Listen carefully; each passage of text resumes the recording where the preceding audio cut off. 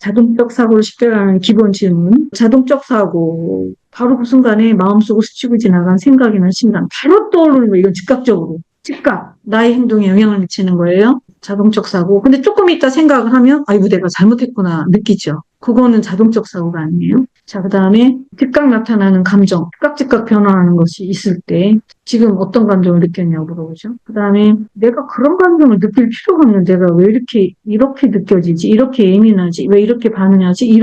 그럴 때 자동적 사고에 영향을 받았을 수 있다. 그 다음 문제의 상황을 심상으로 또 지금 스치고 지나간 생각이나 심상은 무엇입니까? 요거로 자동적 사고를 찾아요. 상담을 할 때. 그 다음에 언제 쓰느냐? 감정 변화가 있을 때, 부적절한 감정을 느꼈을 때, 그다음 문제의 장면에서 떠올리면 감정이 올라오겠죠? 그걸 떠올리게 했을 때 어떤 감정이에요? 그다음 역할 연기를 하고 떠오르는 감정이 뭐냐? 제가 자동적 사고를 이게 참 제가 실감이 안 돼서 설명하기가 참 어려웠었는데 오늘 경험한 얘기를 제가 해드릴게요.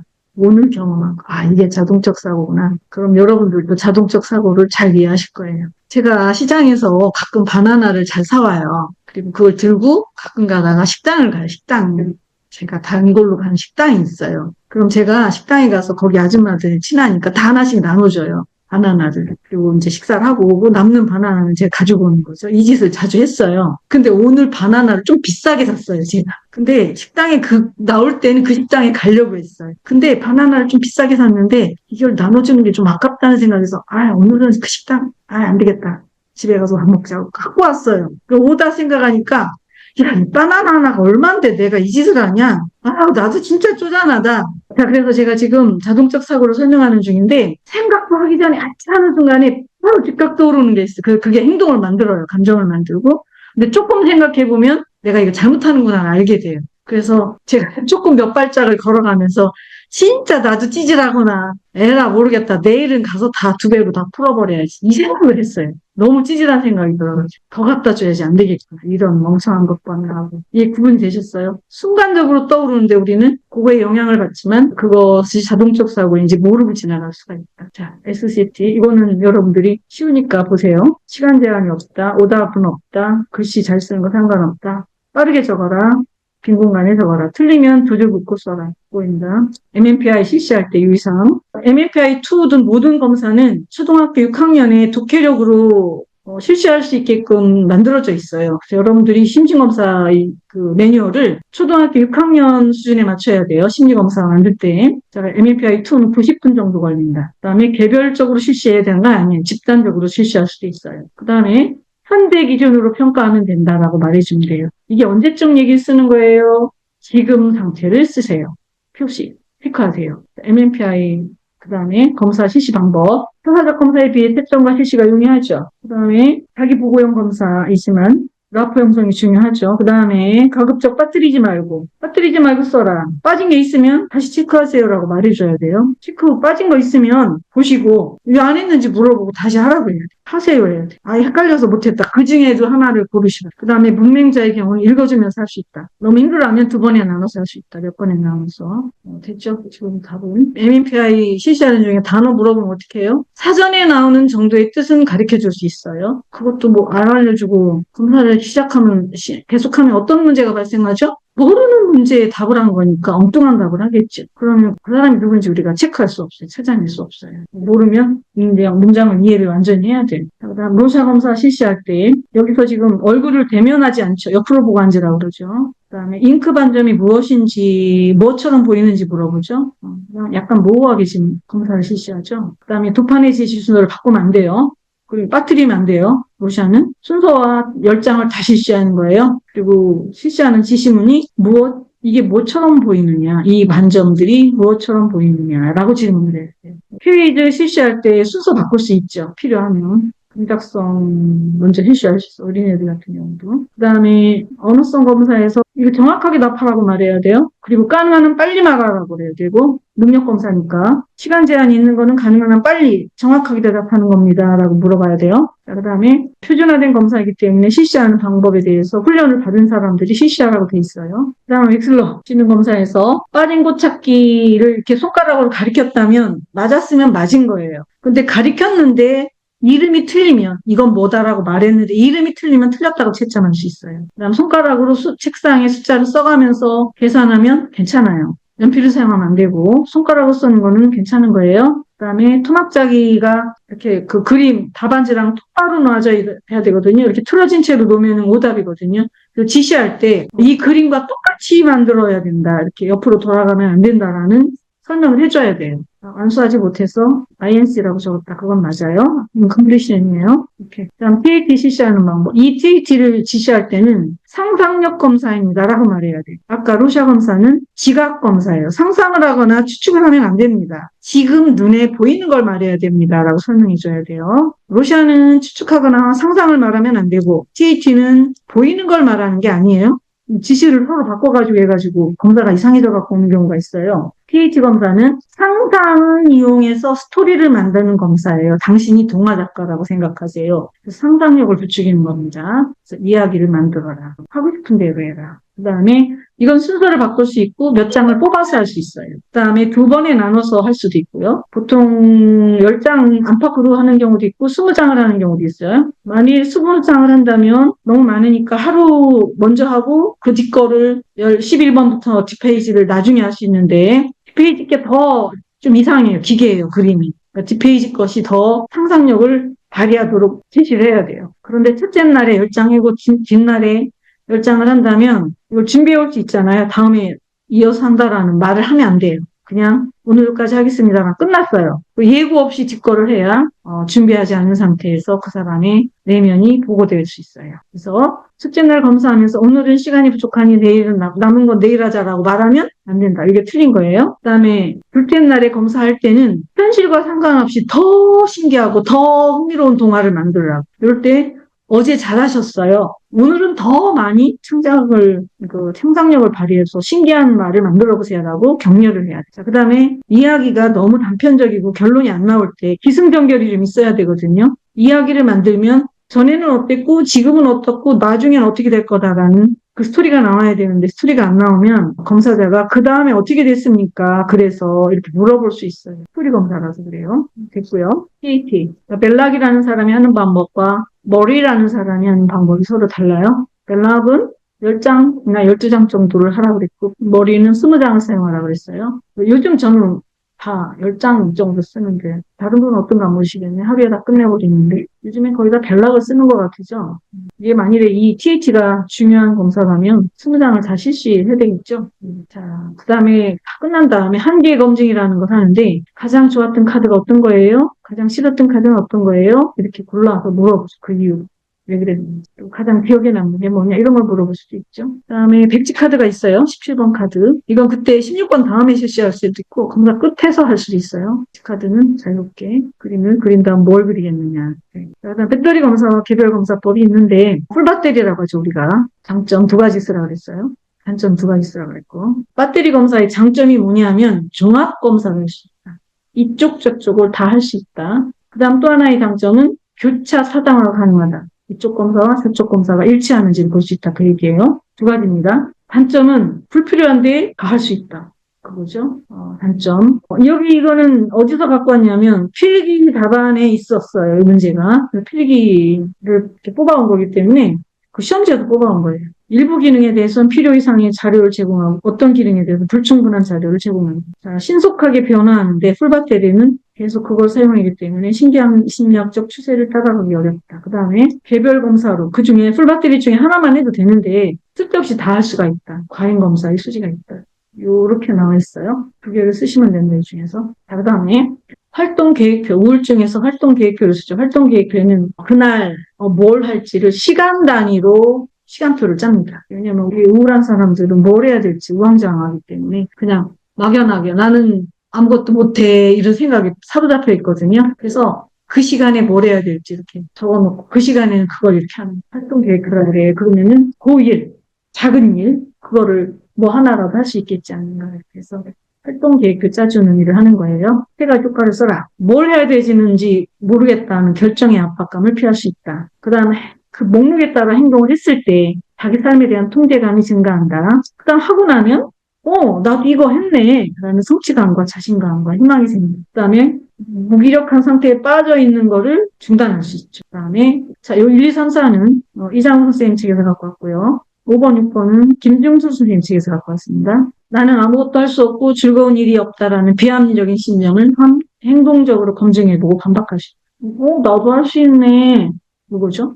안정적 기질기인에서 일시적 행동기인으로 관점이 이동하는. 이게 뭔 말이냐면 기인이라는 건 원인을 돌린다 그 뜻이에요. 어트리뷰션이에요. 어트리뷰션. 안정적이라는 말은 변화하지 않는 원인을 그리로 돌리는 계속 거기로 돌리는. 일시적이라는 거는 지금은 이리로 원인을 돌리고 나중엔 저리로 원인을 돌리는. 근데 기질기인이라는 건 뭐야? 내 기질, 성격의 문제야 라고 말을 한다면 내 성격이 안 바뀌니까 문제는 계속 일어나겠지. 그래서 내 탓을 계속하게 되는 거죠. 이걸 안정적 기질기인이라고 그래요. 내 문제, 내 성격의 문제, 내 기질의 문제. 그런데 환경에서 그때는 내가 환경이 안 좋았지, 그때는 잠을 못 잤지, 아니면 내가 그때는 노력을 덜 했지, 그러면 일시적인 거죠. 기질기인이 아니죠. 근데 지금 우울증은 안정적 기인을 해요. 다 내 문제로 돌리고 나는 실패자이고 나는 안 된다라고 생각을 하는 안정적 기질기인을 해요. 부정적으로 자기에게 원인을 돌려요. 그런데 행동을 해보니까 됐잖아요. 내가 항상 못하는 줄 알았는데 할 수도 있네. 그러면은 내 문제는 안 하는 것이 문제가 되네. 행동으로 돌렸죠? 행동을 할 수도 있고 안 할 수도 있는 거는 상황에 따라 바뀌죠. 행동은 일시적인 문제죠. 그러니까 나의 문제는 일시적인 문제가 된 거죠. 아시겠죠? 안정적인 문제에서 일시적인 문제로 바뀌었고 변화하지 않는 기질에서 변화 가능한 행동으로 바뀌었다 그 얘기죠. 그러니까 나의 이 우울증의 문제는 바뀔 수 있는 문제네 라고 관점 이동했다 그 뜻이에요. 아시겠죠? 그래서 기인이 바뀐다. 원인을 돌리는 관점이 바뀐다. 이 문제는 답이 뭐냐라고 할 때 세 개밖에 안 쓰는 거거든요. 어쨌든 저기 1번에 K 플러스 프로파일의 문제는 그거에 대한 언급은 김중술 선생님 책에만 나옵니다. 다른 책에 언급이 없어요. 그래서 이때 문제가 이게 2011년도죠. 어쩌면 김중수 선생님이 냈거나 김중수 선생님 제자가 냈을 수 있어요. 그렇고 요 5번, 6번 이 답이 모범 답안이 있을 수 있겠다라는 생각이 들어요. 참고해서 답안지를 답변하시면 돼요. 하루 일과 계획을 시간 단위로 계획한다. 시간 단위로 기록한다. 이게 우울증 환자에게 우선적으로 사용되는 기법이다. 왜냐하면 축표자가 하루 종일 아무것도 안 하니까 이것만이라도 해라, 이것만이라도 해라. 활성화 기법입니다. 웩슬러 지능검사 중 질적 분석이 용어되는 사항, 그러니까 웩슬러 지능검사에서 수치가 나온 거 그 숫자로 높고 낮고 막 이렇게 적어주는 것도 중요하지만 그 안에 반응을 분석하는 거, 질적 분석, 그것도 중요하다고 얘기해요. 그러니까 쉬운 문제 틀렸는데 어려운 걸 맞히더라. 그럼 지능이 좋은 거죠. 이 기괴한 대답을 하더라. 드문 대답을 하더라. 지나치게 이게 구체화됐다라는 게 무슨 말이냐면 콘크리트 번역이거든요. 너무 제한된 답을 한다 그 뜻이에요. 예를 들면 너 어디서 사니? 이렇게 말을 하면 보통 서울 살아요? 서울 어디 그럼 양천구요 이렇게 말한다거나 그러잖아요. 근데 자폐증에게 이렇게 질문을 하면 나는 몇 번지 몇 호에 삽니다라고 대답해요. 너 언제 태어났니? 너 생일이 언제야? 그럼 몇 월 며칠? 이렇게 날짜까지 정확하게 말해요. 심지어는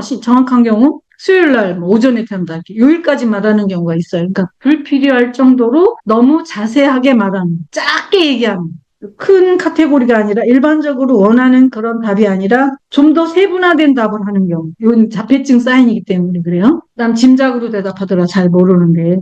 그럼 모르는 거지. 지능이 높게 나올 수 있죠. 그다음에 강박적으로 여러 가지 대답을 이거 너무 완벽주의죠. 잘하려고 하는 거. 오버해서 대답을 계속 너무 열심히 하는 거죠. 그다음에 기분 나쁜 투로 말하거나 이런 거. 그다음에 반항하는 내용이 있을 때 응답한다. 반항적인 내용, 삐딱하게 말한다. 태도에 의해서 점수가 영향을 받기 때문에 그래요. 자, 그 다음 사례입니다. 요통이나 소화기 장애를 호소하고 심리결과가 다음과 같은 결과가 나왔다. 람다 1.5, 회피죠, 회피. 회피형입니다, 회피형. 회피형 중에 내향형인지 외형형인지는 아직 몰라요. 그건 주지 않았어요. 일단 회피형입니다. 회피형이라는 건 뭐예요? 복잡한 상황을 간단하게 만들어서 보려는 문제가 있으면 피하는 거예요. 감정이 올라오는 상황은 얼른 피하는 거지. 그 감정조차도. 그래서 쉽게 살려고 하는 사람들이에요. 이 람다 값이 1.5라면. 자, 그래서 그러니까 이 람다 값의 비율은 뭐를 보는 거죠? 직면 대 회피의 비율을 보는데 회피의 비율이 1.5배 크더라 그 얘기예요. 자, 그다음에 그래서 이제 이 프로파일을 봐요.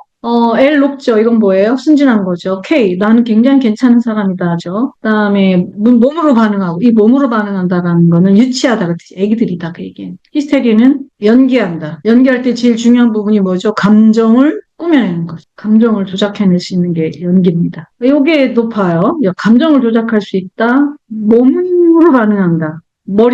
지식으로 반응하는 건 PT예요. 인지적으로 반응하는 거, 생각. 요 히스테리와 7번 척도는 상반된 척도예요. 자, 그럼 이 사람 어떤 사람이에요? 감정을 꾸며내면서 위장하는 거지, 몸으로. 쇼하는 거지. 이걸 무슨 병이라고 그래요? 전환장애라고 하죠. 나는 괜찮고요. 문제 없고요. 감정적으로 쇼하고 있다. 몸이 아파요. 이제 2번 보세요. 기분 어때요? 좋아요. 문제 없어요. 고통척도 2번, 7번이죠? 여기도 고통 없어요. PA가 이렇게 낮으면 뭐죠? 순진한 거죠. 신뢰하는 척하는 거죠. 감 있는 척하는 거죠.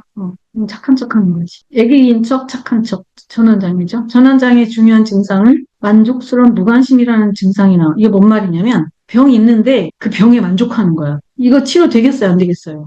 나 이 병 때문에 살거든? 이 병 없으면 공부시킬 텐데, 돈 벌으라고 할 텐데, 뭐 구박할 텐데, 무시할 텐데, 보호를 받지 못할 텐데, 그러면은 병을 안 고치죠. 그래서 요 만족스러운 무관심, 이게 프랑스어예요. 라벨르 인디 프랑스? 잘 모르겠네. 이게 무관심이란 만족스러운 무관심, 뭐에 대한 무관심? 병에 대한 무관심. 그러니까 무슨 말이에요? 우리말로 바꾸면요. 증상에 대한 만족이죠. 이게 나타난다. 순진하고 유아적이다. 이거는 어디 나온다고 했어요? 1번 척도에 반영이 된다고 했어요. 그래서 전환장애라는 거라니까. 그리고 전환장애는 1, 3 척도 V형이죠. 다른 척도 다 임상 척도는 모두 낮고 2, 7번 척도 정상건, 교통이나 소화기 장애를 호소하고 2, 7번 척도가 고통 척도예요. 두 개가 고통스럽죠. 이거 두 개가 높으면 죽는다 그러죠. 그 다음에 이 7번 척도가 통찰 척도이기도 해요. 그러니까 통찰력이 떨어지죠. 지금 자기가 뭔 짓을 하는지 애기짓 하니까 병으로 피하는 거예요. 이거 많아요 지금. 우리 청소년들, 아동들 많아요. 주변에도 막 엄청 많아요. 이거 치료 안 됩니다. 이런 사람을 잘 잡으면 평생 먹고 살 수 있어요. 상담사들. 79번. 자살을 언급하는 이유, 상담이 도움이 안 된다. 솔직하게 말하는 거죠. 이 상담 별로 도움이 안 된다. 그 다음 교정, 그 다음에 cry for help. 나 너무 힘들어요. 진짜 듣고 싶은 경우도 있죠. 그 중에 하나가 뭔지를 상담에서 잘 파악해야 된다. 네.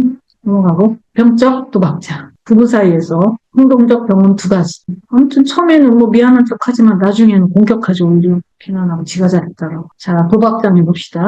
여기 제가 태도 변화를 처음에는 부인하고요. 아니라고 나 도박 안 하는데. 부인하다가 들키면 찌끔했다고. 아니라고 내 책임이 아니라 친구 따라갔다. 뭐 또 변명하죠. 그 다음 어쩔 수 없다. 나는 여기 빠져나올 수 없다. 그 다음 나중에 공격하죠. 잘났다고. 왜 참견하냐고 막. 요 순서대로 이렇게 이동해요. 그래서 정서적 교류가 소원해지거나 단절된다. 부부관계에서. 그 다음에 정당한 조언조차 비난으로 해석하고 배우자를 공격적으로 제어하시고 거짓말도 하시고 뭐 어차피 여기 뭘 쓰라는 건지 쓰시면 돼요. 아래 꺼주시고. 도박장애. 이것도 뇌의 문제죠. 뇌의 보상 쾌락중추가 있어요. 쾌락중추의 핵심은 측좌핵이라는 부분이에요. 그래서 뭐가 나오냐면 도파민이 분비되죠. 도파민이 나오면 우리는 계속 그 행동을 계속하게 돼 있어요. 도파민이 나오게 되면 그걸 계속하게 만들어 있어요. 우리가 커피를 마시면 쓴데도 계속 마시죠? 계속하는 거예요. 계속 고 외치는 게 도파민. 그러니까 도파민이 부족하면 파킨슨병에 걸리고 이게 너무 많으면 조현병에 걸린다겠죠. 보상경추가 활성화될 때 도파민이 분비되면서 쾌감을 느끼게 되고 그 행동을 계속하게 돼요. 사실은 이 도파민이 분비되는 이유는 쾌감을 느끼기 위해서 나오는 게 아니에요. 우리 뇌는 쾌감을 위해서 만들어진 게 아니에요. 무엇을 위해서 도파민이 분비되냐면 계속 하게 만드는 거예요. 멈추지 않고. 예를 들어 전쟁이 났는데 화살을 맞았어요. 화살을 맞았다고 그걸 붙잡고 이렇게 울고 있으면 죽잖아, 적들에게. 그러니까 그 순간에 화살 맞는 순간 아프잖아요. 이럴 때 쾌락물질이 나와요. 우리 몸에서. 엔도르핀, 도파민, 엔케팔린 이런 마약성 물질이 막 나와요. 그럼 못 느껴요. 그럼 도망갈 수 있지 않아, 아프죠? 그래서 쾌락물질은 생존을 위해서 나오는 거예요. 근데 이게 이제 나오면 하던 일을 멈추지 않고 계속 하게 만드는. 그래서 이런 마약류의 물질이 우리 뇌에서 나올 때는 사실은 고통스러울 때 나와요. 근데 도박을 한다, 우리는 그 행동을 계속해라고 말하는 거다, 뇌가. 그리고 보상중추가 활성화됩니다. 이때 이제 중독으로 가게 됩니다. 이때 뇌가 이 보상중추만 작동하는 게 아니라 이걸 억제하는 전두엽이 있죠. 이게 두 개가 이렇게 계속해가 있고 전두엽은 억제성이 강해요. 계속하면 안 돼. 위험해. 스탑! 이렇게 외치는 뇌가 있는데 전두엽이 지는 거죠. 그러면은 고삐 풀린 망아니처럼 쾌락 물질을 따라가는 행위가 나오게 되는 거예요. 브레이크가 고장난 거예요. 전두엽이 고장난 거예요. 모든 병은 그래서. 자, 그래서 사용장애가 있고 중독이라는 거는 도파민이 나와서 뿜뿜해지는 그 상태가 있다. 그 얘기예요. 그다음 내성, 둔해진다. 약효가 둔해진다. 안 하면 막 하고 싶어지는 금단이 있다. 조절력 상실이 있다. 강박적 집착이 있죠. 자, 이게 경도, 중도, 심도 이렇게 나누는데 경도는 취미 수준으로 찾는 거예요. 중등도는 손실을 만회하기 위해서 계속 가야 되는 순간이 오는 거예요. 그 주식 잃었다고 주식 다시 하는 사람 있죠. 딸 때까지 해야 된다고. 그게 이제 중등도예요. 거기서부터 돌아올 수 없는 길을 가는 거예요. 돈이 잃었는데 내가 이 도박으로 돈을 따기 힘들겠구나를 알아차리면 중독으로 안 가는 거예요. 그런데 내가 지금 해봤는데 이제 노하우를 땄어? 이제는 딸 수 있을 것 같아. 잃은 돈만 회복하면 안 할 거야. 요게 중등도 해석이에요. 망상이죠. 망상. 거기서부터 도박 중독으로 가는 거예요. 고도장애는 집안이 다 파산나는 거죠. 직장 잃고 이혼당하고 빚더미에 앉아있고 이런 걸 고도 도박장애라고 하죠. 도박장애의 가장 중요한 방어 기제는 부정이에요. 뭘 부정하겠어요? 현실입니다. 팩트를 부정해요. 망상적으로 해석하는. 자, 그 다음에 다 됐죠. 이 중요한 건 여러분들 읽어보세요. 제가 다 된 것 같아요. 알코올 중독의 4단계. 여기 4단계 이거부터 봅시다. 알코올 전 단계가 있고요. 이건 이제 가볍게 술 한 잔 마시고 사교로 가는 거죠. 그 다음 전조 단계 있어요. 술을 좋아하는 거. 결정적 단계는 뭐예요? 이제 이게 문제가 터지는 거. 근데 아까 중등도가 뭐라 했어요? 그 도박도? 도박 문제를 해결하는 건 도박밖에 없다죠. 여기도 마찬가지예요. 결정적 단계가 중등도 정도 되거든요. 이 기분은 술로밖에 해결이 안 되는 거예요. 술 아니면 나를 구할 방법이 없다. 만성적 장애는 이제 술에 먹힌 거지. 내 인생이다. 술의 노예가 되는 거죠. 이렇게 되는 겁니다. 전조 단계. 여기서 멈출 수 있으면 장애가 안 넘어가죠. 이 술 중독이 제일 치료가 어려워요. 중독 중에서. 술 중독 중에서 제일 치료가 어려운 거 일단 자해 중독입니다. 자해를 하는 순간 엔도르핀이 나오거든요. 그 엔도르핀이 나와서 촥 진정시켜주거든. 마약을 먹은 것처럼. 그래서 사람들이 자꾸 중독들 자해를 하는 거예요. 자해 중독이 어렵고 그 다음에 알코올 중독이 어려워요. 왜 그러냐면 뇌 손상이 일어나기 때문에. 뇌 손상이 일어나는 거 때문에. 아까 자해는 왜 어려울까요? 엄청난 쾌감이 올라오고 섞이기 때문에. 이 변화를 잊지를 못해서 다시 자해를 찾는 거죠. 자, 그래서 결정적 단계 술로 인한 부적응이 필름 끊기고 직장 못 가고 막 이런 문제가 생기는 거예요. 근데 멈춰야 되잖아. 또 술을 찾는 거야. 술을 놓지 못하는 순간 그건 끝난 거야 인생. 그때 고치지 않으면 술로 인한 부적응이 이렇게 나타났는데 못 고치면 이제 만성으로 가는 거죠. 이 술이 왜 위험하죠? 알코올성 치매가 오죠. 뇌손상이 일어나. 치매로 이어집니다. 아까 뇌손상은 회복할 수 없다고 했어요. 자, 그래서 봅시다. 알코올 중독이 4단계.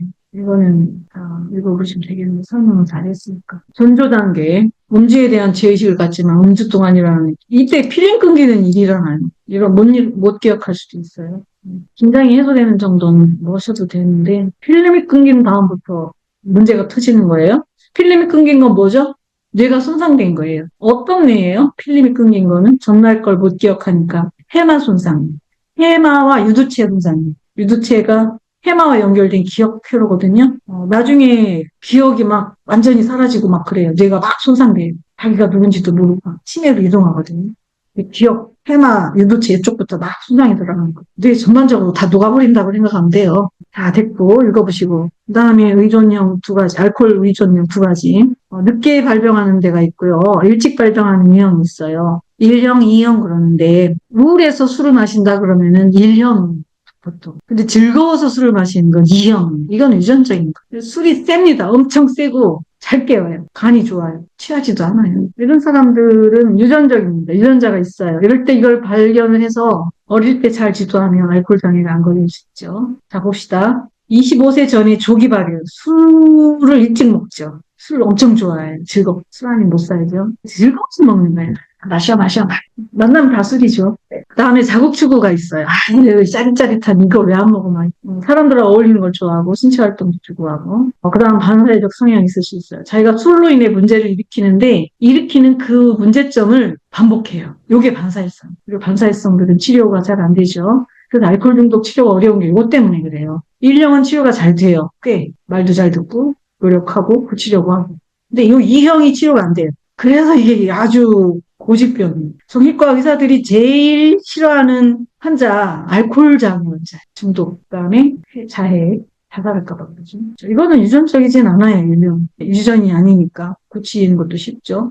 힘들어서 고통을 잊으려, 혼자 괴로워서 어떤 유형인지 보시고 예측할 수 있죠. 치료 예후를. 1형은 늦게 발견, 오케이. 1형은 아니죠. 다 나타나죠. 2형은 유전적 요인이라니까. 복합적으로 관련되지만 유전적인. 2형은 가능성이 낮은 게 아니에요. 사회적 문제를 일으킵니다. 반사회성이 많죠. 이 되게 감옥 가는 사람들 요거에 속해요. 감옥의 절반은 술과 연관이 돼 있어요. 술 먹고 싸워서 가요. 밤에. 감옥의 절반의 죄인은 2형 알코올 유전자들이 갑니다. 근데 환경이 지금 술을 마련해주지 않으면, 교육이 잘 되면 유전자는 작동하지 않죠. 복합적으로 관련됩니다. 이 말은 맞는 거죠. 모든 유전자는 환경과 상호작용이에요. 12단계 모델에 대해서 설명할게요. 12단계 AA 모델은 알코올 중독 치료에서 이게 고질적인 질병이라고 그랬잖아요. 알코올 중독이요. 그래서 치료가 잘 안 되는데 치료가 잘 되는 모델을 찾은 거죠. AA의 모델이라고 해요. 이거는 주로 환자들이 치료된 환자들이 모여서 후배 환자를 돕는 거죠. 그거에 대한 프로그램이 여기 있습니다. 이게 이제 뭐 도박 중독자, 뭐 비만 중독자, 뭐 폭력 중독자 이런 데도 막 이런 모임이 생겼죠. 게임 중독자도 이런 모임이 생겼고, 알코올 중독자들이 모여서 독서모집을 가진 거야. 그리고 단주가 책을 읽고 영감을 주는 책을 읽은 것이 술을 끊는 게 더 좋다라는 걸 아는 거예요. 그래서 그 모임이 확대된 거죠. 자, 이 기본은, 이 12단계 모형의 기본은 액트예요. 액트의 기본은 영성입니다. 액트 치료, 영성. 액트에서 말하는 거 뭐죠? 인간을 치료할 수 없다. 인간을 판단할 수 없다. 우리 모두 똑같다. 치료자가 어디 있고 환자가 어디 있어? 다 똑같은 인간이지. 문제가 어디 있어? 니는 없어 문제? 이렇게 보는 거예요. 우주적 관점에서. 그럼 누구만이 우리를 구해줄 수 있다? 신이, 자연이. 그럼 우리 상담에서는 우리가 언제 치료된다고 말하죠? 네가 크면 치료되겠지. 네가 성숙해지면. 자연적. 인간이 어떻게 인간을 치료해? 그 얘기예요. 그래서 이 알코올 중독자들이 하는 말이 뭐냐면 인간을 치료할 수 없더라. 그래서 우리를 누구에게 맡기라? 신에게 맡기자. 우리의 치료는 할 수 있는 거는 신밖에 없다. 그 얘기가 담겨 있어요. 자, 우리는 약물에 무기력하다. 우리가 저항할 수 없다. 다음, 위대하신 신만이 우리 본래의 정신으로 돌아오게 해줄 거다. 신에게 맡기자. 다음, 두려움 없이 신에게 고백하자. 그다음에 우리의 성격적 약점, 우리가 못 고친다. 신에게 맡기자. 겸손한 마음으로 신에게 의탁하자. 그다음 우리가 피해를 줬다면 다 보상하자. 해를 끼친 사람에게도 보상하자. 그다음에 계속 반성하자. 잘못하면 다 인정한다. 기도와 명상을 하자. 신의 뜻을 깨닫고 실천할 수 있는 힘을 달라고. 신에게 기도해라. 명상해라. 그다음에 그렇게 해서 영적으로 각성되면 우리가 치료될 수 있겠다. 그럴 때 다음 후손을 돕자. 그런 내용으로 구성되어 있어요. 그러니까 액트가 이게 1935년에 나온 모델이거든요. 그러니까 이미 알고 있었던 거예요. 중증 치료에는 치료가 잘 안 일어난다는, 이 신이 도와줘야만 치료가 일어난다는 걸 알았던 거예요. 1935년에 아주 오랜 전에 액트가 벌써 이때 있었던 거예요. 그래서 이게 미네스타 모델이라고도 하는데 해석하면서 알코올 중독자들이 입원해갖고 치료하면서 이 모델을 써서 치료했다 그 얘기예요. 자, 미네스타 모델 12단계 원리에서 치료한다. AA 원리가 치료된다. 회복 중인 중독자가 상당한 낫죠. 낮병원은 낮에 병원에 갔다가 집에 가서 자는 거예요. 노인네들 요즘에 그 데이케어 센터 있죠? 낮에 어디 그 돌봄이 요양원에 가 있고 집에 퇴근하죠. 치료다 주고. 이거를 말합니다. 낮병원질인데 이 미네스타 치료 모델은 기숙하는 거예요. 숙식하는 거예요. 그 다음에 10개 척도를 해석할 때 MMPI 고려사항. 처음에 전반적으로 어떤 기울기가 됐나 보죠. 그다음 임상척도 보죠. 어디가 상승인가. 그다음에 신경척도 보죠. 그다음에 정신병척도. 임상척도라는 거 뭐예요? 5번, 10번 빼고예요. 기울기가 어느 쪽이 높아지나. 그다음에 신경증척도 보고, 그다음 정신병척도 보죠. 앞에, 뒤에 보고. 그다음에 항상 해석할 때는 요걸 참조해야 돼요. 의뢰사유, 조서문제, 행동관찰, 생활사를 꺾으라고 그랬죠. 이걸 보고 해석을 한다. 가장 중요한 해석은 행동관찰에서 나온다고 했어요.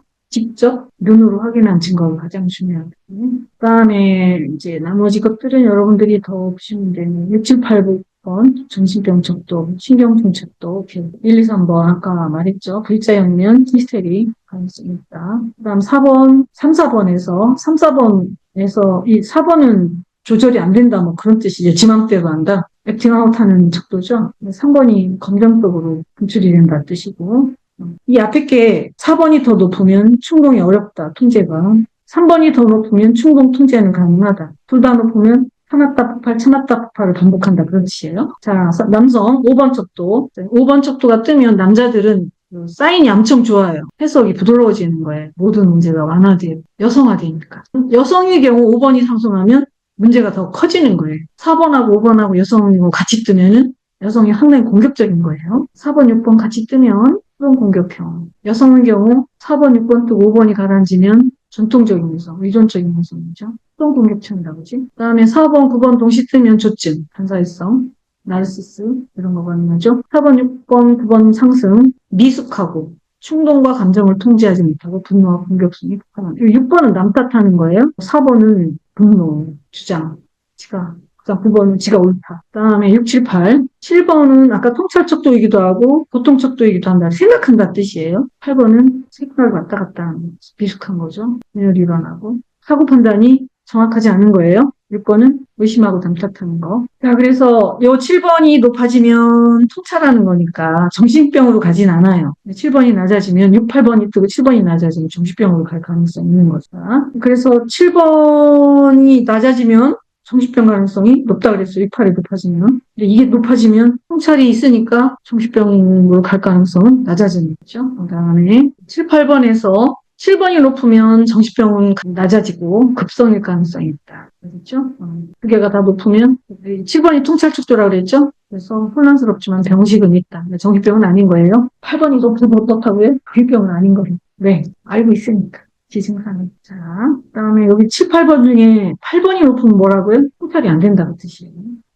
현실 검증력이 떨어지면, 완전히 손상되면 8번도 낮아져요. 전반적으로 낮아져요. 자, 극대수행. 습관적 수행 검사의 특징과 구체적인 검사 예를 들어 극대 수행은 뭐예요? 최대 수행.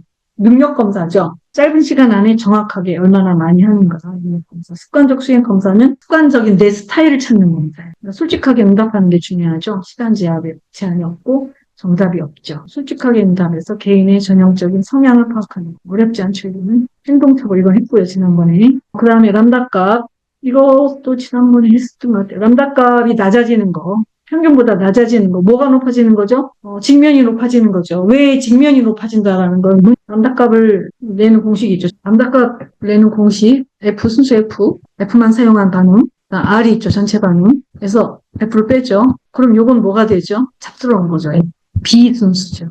여기는 순수 반응. 여기는 F만 쓴 거예요. 여기는 이것저것 짬뽕인 거예요. 짬뽕은 이것저것 다 사용했다 뜻이. 이거 직면 이라고 말하는 거예요. 여기는 F 빼고 다 회피했다. 피했다. 회피죠. 복잡한 거 피한다. 그래서 회피와 직면의 비율이에요. 그래서 낮아진다라는 거는 직면이 많다 뜻이에요. 그러니까 이것저것 다 참견한다 그 뜻이에요. 주변에 있는 일들 놓치지 않고 다. 그렇죠? 그러니까 선택과 무시가 있는데 여기는 선택 쪽이고 여기 무시 쪽이고 여기 아래는 선택 쪽이죠. 무시를 못하는 거지. 이 람다 값이 낮아진다는 거는 쓸데없는 거 무시해야 형태가 나올 거 아니겠어요. 5만 가지 다를 다 참견하려니까 형태가 안 보이는 거죠. 그래서 무시할 걸 무시하지 못하는 거예요. 왜? 정확하게 하려고. 그래서 잘하려고 하는 것과 틀릴까봐 잘하려고 하는 사람이 있고 틀릴까봐 정확하게 하려는 사람 있고 두 가지 종류의 사람이 있어요. 열심히 하나도 놓치지 않고 잘하려는 사람 이 특징을 지금 여기다 쓴 거예요. 적절하게 내적 갈등이나 감정을 적절하게 통제하지 못해서 외부 자극에 반응한다. 투사가 일어난다는 뜻이죠. 내면의 것을 다 사용해서 억제가 안 되니까. 그다음에 도전할 만한 과제로 생각하고 잘하려고. 또 하나는 실패를 피하기 위해서 잘하려고 열심히 한 거죠. 알겠죠? 그러니까 긍정적인 사람은 이런 쪽으로 반응하고요. 도전할 만한 과제로 반응하고 재밌네. 이것도 보이고, 이것도 보이고, 재밌어. 이거는 실패를 피하려는 사람은 야단을 많이 맞으면서 살아온 경우 습관이 잘해야 된다는 게 강박적으로 쌓여 있어요. 그러니까 별거 아닌데 다 잘하려고 하죠. 별거 아닌 건데도. 이런 사람은 자기 인생의 에너지를 쓸데없는 데 쓰기가 쉽고요. 이런 사람은 자기 에너지 이상으로 이 능력을 발휘하기가 좋아야죠. 이런 사람도 안 보이겠죠. 밖에 있는 적절하게 통제할 걸 통제하고 볼 걸 봐야 되는데 조절이 잘 안 되겠죠. 이 사람도 에너지 낭비가 많겠죠. 그러니까 람다값이 낮아진다고 다 나쁜 게 아니라 쓸데없이 에너지를 낭비할 때 나쁜 거예요. 자, 됐고요. 이거 다 설명이 됐고. 람다값이 큰 의미. 람다값이 크다는 거는 밑에가 람다값이 크다라는 거는 회피죠. 회피가 큰 거죠. 형태의 순수가 높아지는 거니까. 인지적 통계가 많다. 많은 걸 무시했다. 그치? 시야가 좁다. 다 무시하고 뭐만 봤다. 지가 보고 싶은 것만. 타국을 피상적으로 지각한다. 방어적이다. 사고가 유연하다. 유연하지 않죠. 간단하게 보는 방식으로 회피하는 쪽으로 경직되어 있죠. 기준점은 람다가 1부터입니다. 1부터 1대1일 때부터 높다라고 말해요. 요거의 정상 범위는 30에서 99 사이까지입니다. 자, 다른 걸 읽어보시고. 자, 그 다음에 이거 뭐 문제 외워요? 그러는데 외우는 거 아니고 이것도 이해하는 겁니다. DPI 지수는 우울척도죠. 그다음 CDI는 부적응 지수죠. 대인관계에서 적응하지 못한다. 대처하지 못한다 그 뜻이에요. 이 두 개는 뭐예요? 지금 좌절하고 우울해 있는데 문제가 어디다? 대인관계 문제다. 그러니까 제일 먼저 뭘 처리하겠어요? 대인관계 문제부터 처리한다. 자, 이렇게 이걸 갖다가 뭐라고 하냐면 군집 분석이라고 하는데 어떤 순서로 이렇게 잡아가느냐. 가장 유의미한 군집부터 분석을 하면 가장 많이 정보가 나온다. 그 다음 유의미한 군집을 분석한다. 그 다음 유의미한 군집을 분석한다. 그래서 한 여기까지만 분석하면 대부분 이 사람에 대한 정보는 다 나온다 그 뜻이에요. 그래서 맨 앞에 어떤 것부터 분석할지를 잡는 그 열쇠, 이걸 키변이냐. 키변. 키변인도 보는 순서가 있죠. 제일 먼저 뭘 찾죠? PTI를 찾죠. PTI를 찾고 그다음에 PTI를 찾는 이유는 뭐예요? 정신병인가? 조현병인가? 그걸 보는 거. 그다음에 공동인가? 대인관계인가? 현 상황의 문제인가? 그 다음에 이 사람 기질적으로 스트레스에 취약한가? 이런 순서로 가죠. 맨 처음에 PTI, 그 다음에 정동 대인관계? 아무튼 대인관계 문제인가? 정동 이 순서가 있어요. 그 순서대로 찾아서 키 변인을 뽑은 다음에 그랬더니 키 변인은 뭐예요? 유의미한 변인이죠. 이 사람에게 이게 딱 뜬 거야. 이게 딱 뜨면 이 순서로 정보를 분석하라 그 얘기죠. 순서. 자, 그래서 외우느냐라고 부를 때 외우지 마시고 어떻게 하냐면 이게 묶어 다녀요. 대인 지각하고 자기 지각하고 같이 세트예요. 그 다음 여기 정보 처리, 중재, 관념 이 세 개 세트예요. 이걸 인지 삼재라고. 세트니까 대부분 이게 좀 바뀌는 경우도 있지만 대체로 인지 삼재니까 여기는 뭐가 온다고 중재가 들어가고 여기 대인 지각이 들어가고 빠진 거 나머지 하나 뭐예요? 정서지. 그렇죠? 그래서 자기 지각, 정서, 중재 이렇게 들어간다.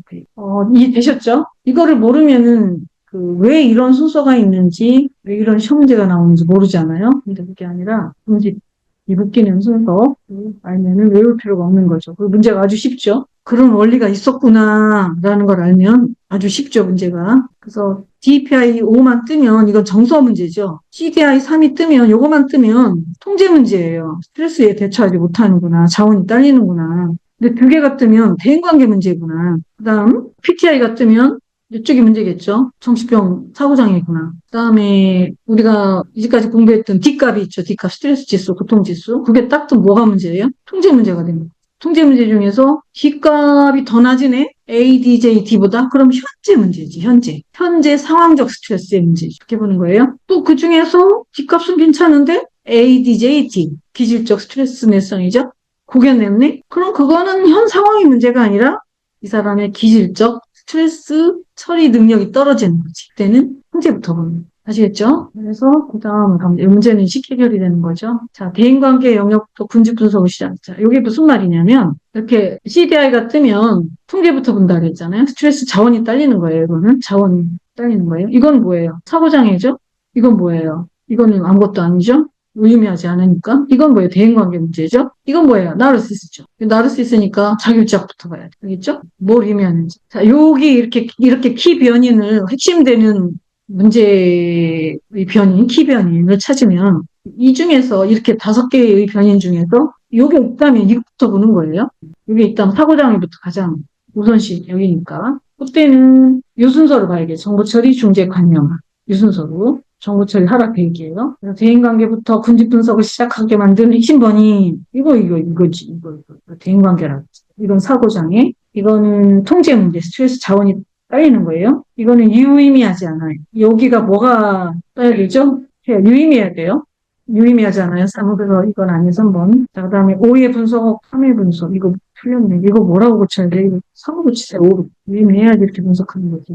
자, 그 다음. 이건 나르시스니까 자기부터, 자기 지각하고 뭐하고 붙어 다닌다 했죠? 자기 지각하고 대인 지각 붙어 다닌다 그랬죠. 자기 지각 먼저 봤으면 그 다음에 대인 지각 봐야죠. 그렇죠? 이거 붙어 다니고, 요거 붙어 다니고, 요거 붙어 다니고, 여기 붙어 다니고, 요거 붙어 다니고, 붙어 다닌다.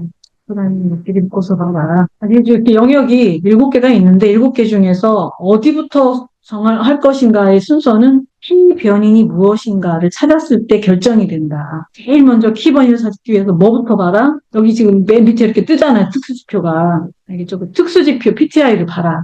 DPI가 뜨느냐, CPI가 뜨느냐, 에스콘이 뜨느냐, 그걸 보라는. 이게 예전에는 이렇게 하지 않고요. 무조건 뭐부터 보라고 돼 있었어요?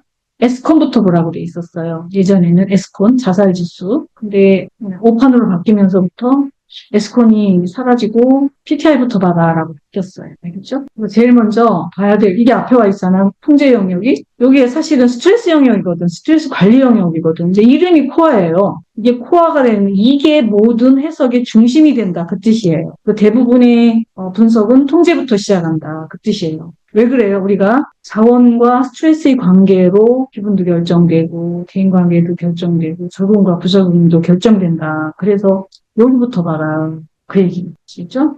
그래서 그 중에 R값도 보고 람다도 맨 위에 있죠. 이거부터 봐라. 그 다음에 중시하는 거 이거 자원과 스트레스 양을 보라는 얘기를 하라는 거죠. 이 두 개가 자원의 양, 이게 스트레스의 양이고 EA는 총량이고 EB는 비율이죠.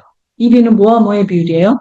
인지적 자원과 정서적 자원의 비율이죠. ES는 스트레스 총량이고 EB는 인지적 스트레스와 정서적 스트레스의 비율이죠. 요 네 개를 사각이라고 그래요. 그래서 요거부터 봐라 라고 주장하는 사람, 로샤가 그렇게 주장했죠. 그래서 코아라는 이름이 붙었다. 네 개 중에서 대체로 원래는 코아부터 봐라 이렇게 했었는데 요즘에 바뀌어가지고 분직 분석을 해라. 이건 지난번에 했었죠. 그다음에 로샤 발달질 채점 기준 이것도 지난번에 다 했었죠. 발달질 채점 기준은 두 가지예요. 형태가 명확한가. 이게 폼 디맨드입니다. 영어로. 폼 디맨드. 형태를 디맨드 요구하느냐. 반응. 누구에게? 듣는 사람에게. 그다음 통합이 있느냐. 통합은 두 개의 대상이 연결이 돼 있느냐. 이게 두 가지. 발달질을 평가하는 기준은 두 가지예요. 발달질이라고 말하는 거는 인지가 어느 정도 발달했느냐를 보기 때문에 발달질이라는 걸 쓰고요. 두 개가 뭘 가지고 발달질을 평가하느냐. 통합. 애기들은 분열이 돼 있거든요. 조각조각 보거든요. 어른들은 통합시켜 본단 말이에요. 그러니까 어른스러운가 보는 거고. 그러니까 애기들은 말을 지가 하고 싶은 말이에요. 못 알아듣. 애기스러운 말을 쓰느냐, 어른스러운 말을 쓰는가를 평가하는 건데 알아듣게 말하느냐 이거예요. 요 형태의 요구라는. 근데 우리 책에는 요로사 책에는 명확한 형태로 번역이 돼 있어요. 근데 영어는 form demand입니다. 말이 형태를 요구하느냐. 그러니까 말 속에 형태를 심어주어 있느냐. 뭐라고 말하는데 알아듣게 말을 하느냐. 형태를 알아듣게 말하느냐. 지금 로샤 카드가 모호하잖아요. 모호한데 형태를 말했는가예요. 아시겠죠? 로샤에서 가장 중요한 건 형태를 찾아내는 거라고 있어요. 다 이상합니다. 그래서 형태가 있게 말했느냐, 유. 형태가 없게 말했으면 무가 되는 거죠. 형태가 없으면 뭐예요? 모로 돌아가는 거죠. 그 다음, 토막 말했느냐, 묶어서 말했느냐. 묶어서 말하면 플러스죠. 토막 말하면 요 아래 거예요. 그래서 뭐 아니면 5반응을 주는 거죠. 두 개가 다 있으면 형태와 통합이 있으면 플러스 발달질을 주는 거죠. 되셨죠? 이렇게 해서 발달질을 결정하는 거예요.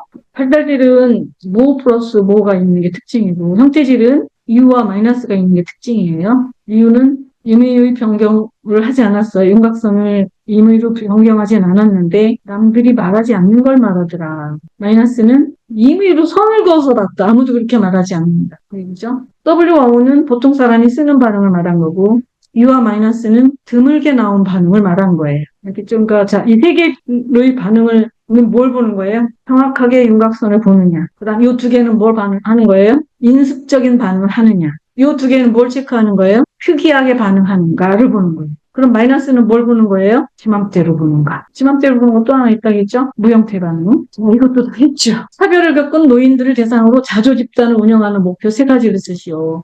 최근에 나온 거는 알코올 집단 청소년. 부모가 알코올릭이었을 때 자녀들을 집단 상담할 때 어떻게 해야 되느냐. 그거 나왔었죠. 이거는 이제 사별을 겪은 노인.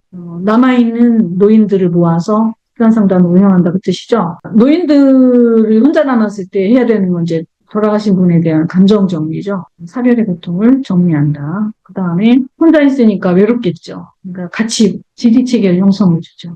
노인들끼리 연결해 주죠. 그 다음에 혼자 살아야 되잖아요. 새로운 환경에 적응력을 높인다. 이렇게 세 가지 하시면 됩니다. 자, 그 다음에 BGT, 이거는 어렵지 않죠. BGT 검사. 그 렉스의 척도가 있고요. 다른 척도가 있는데 여기 지금 검사가 뭐였냐면 질문이 비질적 뇌손상 환자 BGT 특성이에요. 여기 있는 거 너무 많으니까 그 중에 하나 쓰시면 되는데 렉스가 제안한 뇌기질 감별인자는 12번까지예요. 요 13, 14번은 현장에서 그냥 쓰는 거예요, 우리가.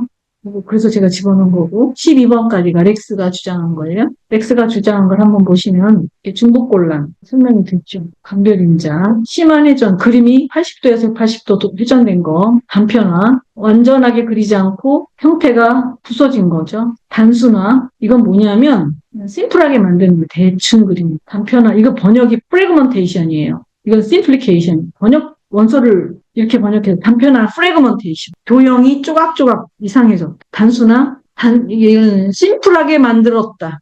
도형을. 체형, 애기같이 그렸다. 고집화, 이건 보석증의 용어를 이렇게 고집화로 번역했습니다. 앞에서 그리던 걸 멈추지 못하고 계속 그리더라. 더 그린 거지. 그다음 무기력, 이거는 임포턴스의 번역을 무기력으로. 고치려고 했는데 잘 안 고쳐지고 그게 그거더라. 계속 다시 고치는데 잘 안 되더라. 운동 협응곤란은 이렇게 손가락이 연필하고 이렇게 잘 자기 맘대로 해야 되는 운동신경이 둔해서 손이 삐뚤삐뚤하거나 덜덜 떨리거나 하더라. 근육이 미발달해 있더라. 그 뜻이에요. 고립이나 큰 그림은, 하나는 그 3분의 1 이상 크게 그리고 또 하나는 혹은 하나는 크게 그리는 사람도 있고, 하나는 또 작게 그리는 사람이 있더라. 그 9가지 중에서 그런 뜻이에요. 아시겠죠? 그럼 다 됐고, 이런 부분이 있죠. 오버래핑이라는 거. 이렇게 벽 지나가는 거 있죠. 선이 지나가는 거. 그거 잘 안 되더라. 심하게 회전했다. 콜리전. 서로 다른 그림을 그리는데 부딪혀서 그리더라. 콜리전, 충돌했더라. 프래그먼테이션 했고, 단순화했고, 체형했고, 고집화했고, 이렇게 했고. 그 다음에 회색곤란. 이건 뭐냐면은 만나야 되는 데가 있잖아요. 그릴 때. 이게 딱 만나지 못하고 떨어지더라. 아까 이거 협응곤란했고, 가계곤란. 각이 정확하지 않고 벌어지거나 더 커지거나 더 좁아지는 경향이 있더라. 이거 아까 했고, 카드 무질서한 배치는 대개가 사회적 질서가 발달하지 않은 거죠. A카드와 다른 가족의 구조가. 이런 걸 본다. 이거 12번까지는 렉스가 주장한 말이고 13번, 14번 우리가 카드 배치 순서 보잖아요. 그 다음 A카드가 어떤 위치에 크기가 어떤가 보잖아요. A카드가 떡하니 가운데 크게 있으면 나르시스다 이렇게 해석하잖아요. 그런 것처럼 이 두 가지는 우리가 현장에서 많이 쓰기 때문에 제가 집어넣은 거예요. 나머지는 여러분들이 몇 개 쓰라고 하니까 어려운 문제 아닐까 보세요. 아동의 정서적 문제를 알아보고자 했을 때 고려할 지표와 가장 거리가 먼 거. 이것도 문제가 이 답은 이거로 나왔던 것 같아요. 각도의 변화. 근데 사실은 정서적 문제를 알아보고자 할 때 다 보거든요. 이것도 문제가 좀 애매하다. 크기가 커지면 조증 계열로 보는 거죠. 작아지면 우울증 계열로 보는 거고. 조형의 배치가 순서가 배치가 되면 충동적이다. 부계획적이다. 성급기 강도가 약하면 불안하거나 위축돼 있다. 이렇게 해석하는 거죠. 각도의 변화에서 각이 커지면 이렇게 행동이 커지는 쪽으로 나온다. 각이 작아지면 감정의 강도가 약해진다라고 보통 해석을 해요. 근데 이것도 문제가 이거로 나왔습니다. 답은. 아무튼 몰라요. 그렇게 하래요. 자, 그 다음. 도형의 배치가 무질서하면 무계획 충동. 차례로 배치하면 계획적이고 조심스러운 성격. 용지 아래쪽이나 위쪽에 치우치게 그리면 우울, 위축, 자신감 부족. A카드 가운데 크게 그리면 자기중심성, 나르시스. 너무 쪼만하게 그리면 퇴행, 불안, 두려움. 너무 크게 컥컥 그리면 극단성, 반항, 자기중심성. 그 다음 반대로 위축돼 있을 때도 크게 컥컥 그릴 수 있다. 반동명성으로. 점점점 그림이 커진다. 충동성. 크기가 점점 작아진다. 갈수록 에너지 부족. 지나치게 굵은 선, 지나치게 가는 선, 일정치 않은 선, 떨린 선, 스케치하는 선, 불안.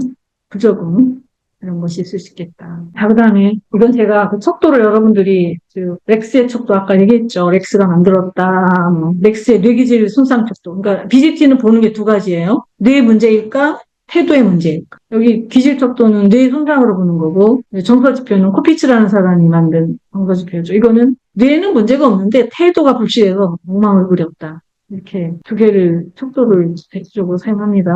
사용 방법은 여기 지금 다 이렇게 써놨습니다.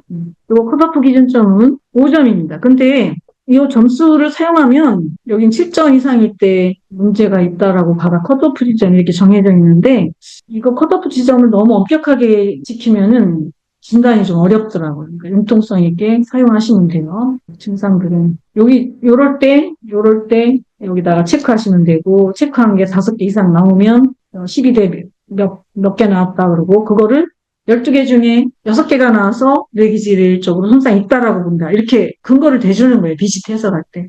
보고서 쓸 때. 소요 시간이 몇 분 걸렸느냐. 15분이 지나면 보통 뇌 손상이 있다라고. 이 소요 시간은 진단에 영향을 주시는 그냥 써놓는 거예요. 대체로 15분 넘으면 문제가 있다라고 보는 정도죠. 여기도 태도의 문제다라고 했을 때 이런 게 나타나서 체크를 하나씩 하고 12개 중에 한 7개 정도 나타나면 태도가 불성실해서 BGT 그림이 엉망이 됐다라고 해석할 수 있는 거죠.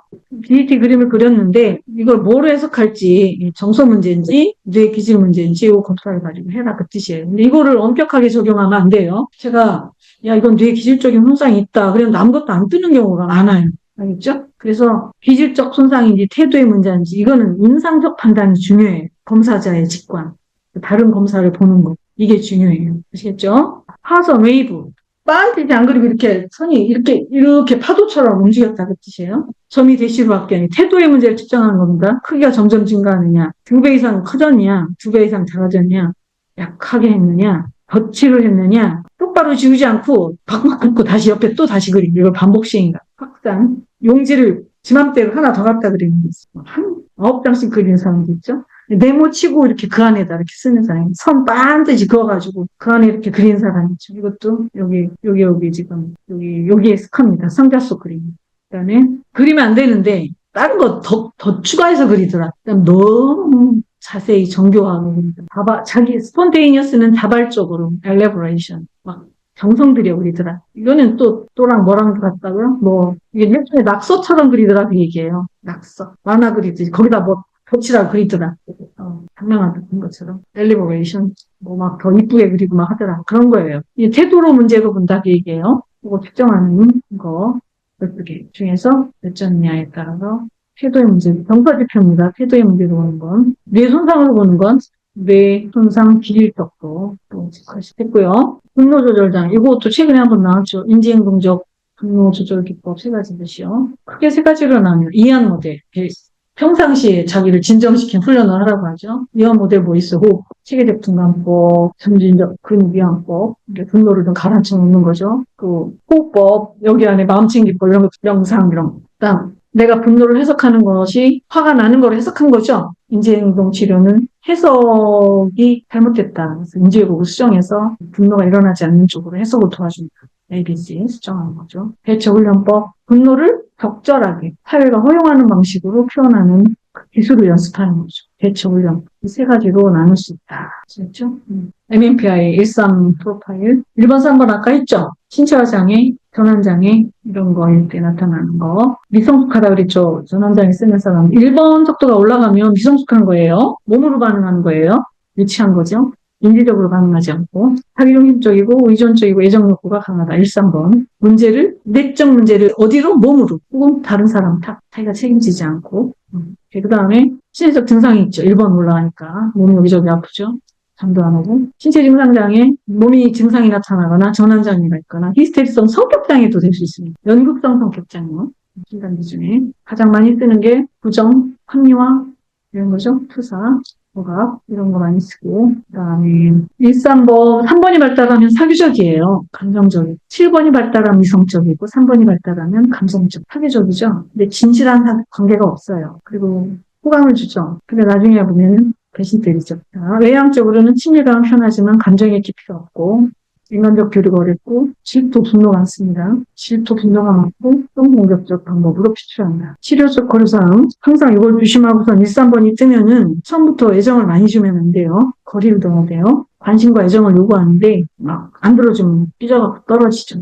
드럼 나오죠. 그다음에 치료 효과가 잘 나타나지 않아요. 그 병을 좋아할 수도 있어요. 그다음에 암시의 영향을 잘 받아요. 의사들 말을 잘 들을 수도 있어요. 뭐라고 말하면 받아들여요. 조심해야 돼요. 치료자는 역전이를 조심해야 돼요. 자기 감정을 조종당하시고 읽어보시면 돼요.